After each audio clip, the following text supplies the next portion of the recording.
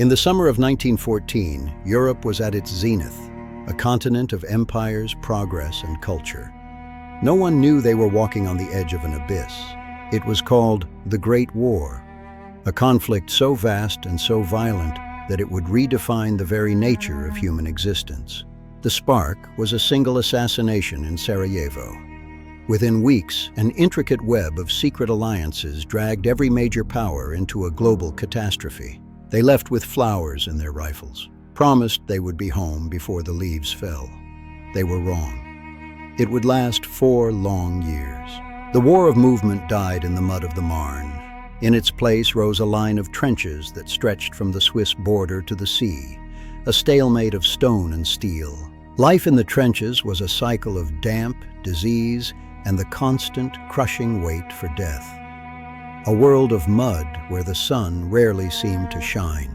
Between the lines lay no man's land, a scarred, barren earth where nothing grew, and where any movement was met with a sniper's bullet. This was the first industrialized war. Machines were now built to kill on a scale never before imagined.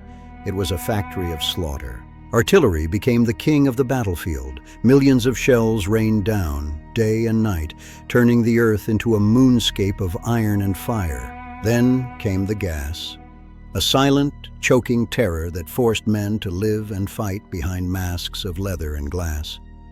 A new horror for a new age. High above the mud, a new kind of warrior emerged. The pilots.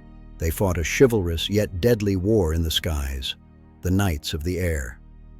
By 1917, the world was exhausted, but the entry of the United States brought a fresh tide of men and resources that the Central Powers could not match. And then came the tanks, iron monsters that could cross trenches and crush wire, finally breaking the stalemate that had held for years. Behind the lines, the world had changed. Women entered the factories, the fields, and the hospitals, proving that the war was being fought by everyone. But the deepest scars were invisible. Thousands returned with shell shock, a trauma of the mind that no medicine at the time could heal. The final Allied offensive, the 100 Days, shattered the German lines.